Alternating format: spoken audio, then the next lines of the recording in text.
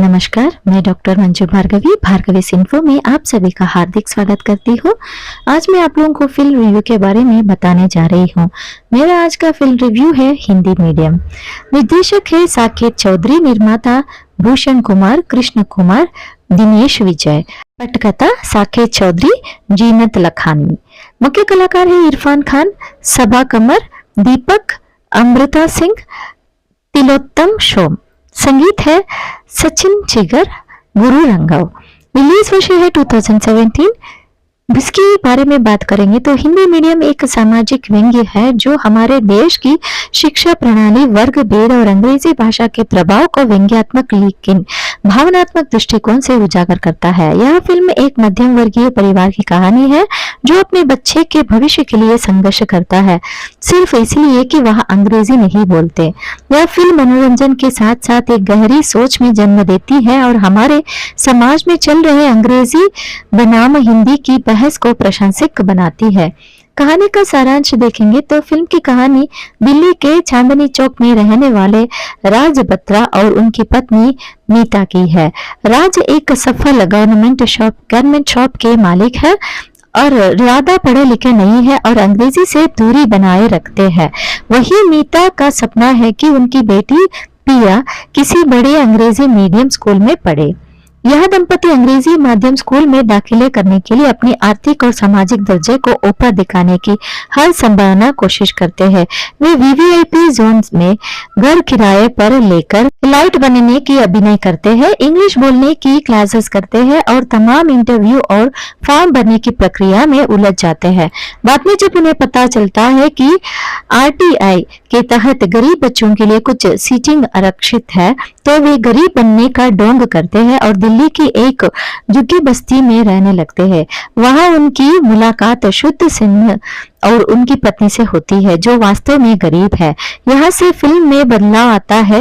राज और मीत का अंतर्मत जागता है। वे अपनी गलती को समझते हैं और आखिरी पिया को दाखिल एक सामान्य लेकिन मानवीय स्कूल में करवाते हैं। फिल्म एक सकारात्मक नोट पर खत्म होती है जब राज अपने जीवन का सार्वजनिक भाषण देता है हिंदी में।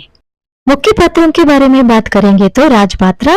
राज एक ऐसा किरदार है जो हमारे समाज का आम इंसान है जिसे अंग्रेजी आती नहीं पर समाज में कूल दिखाने के लिए जरूरी समझता है। इरफान खान ने अपने स्वाभाविक अभिनय से इस किरदार को दिल से जिया है।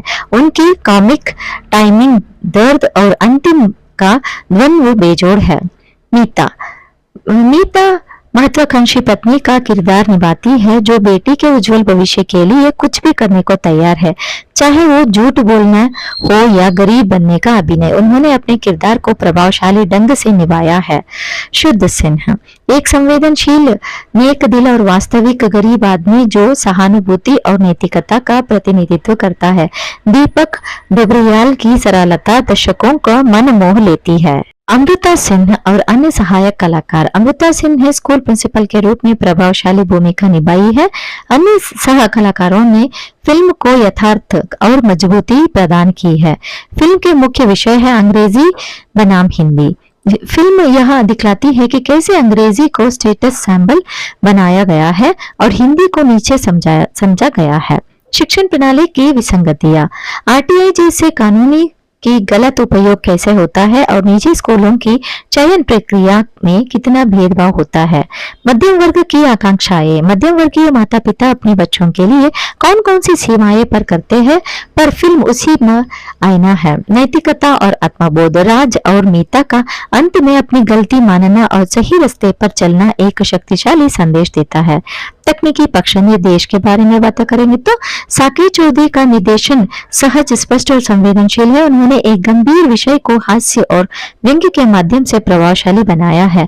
पटकथा और संवाद। पटकथा कसावट लिए हुए है, संवाद में रहस्य, विडंबना और भावनाओं का सही संतुलन है। विशेष रूप से इरफान खान का संवाद। संगीत। गुरु राघवा का सूट गीत फिल्म को एक मॉडर्न टच देता है जबकि अन्य गीत जैसे हांसी और नज्म भावनात्मक गहराई लेते हैं। छायांकन और स्टेट डिजिटाइज।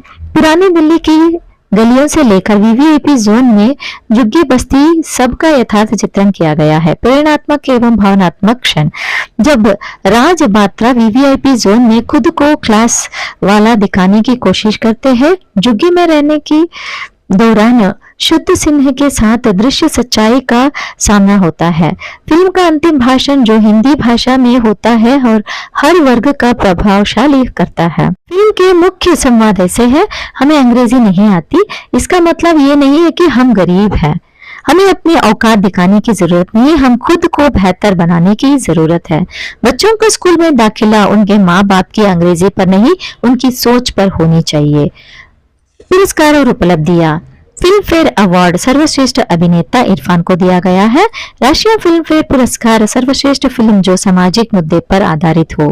फिल्म में 300 करोड़ से अधिक की वैश्विक कमाई की और चीन में भी लोकप्रिय हुई।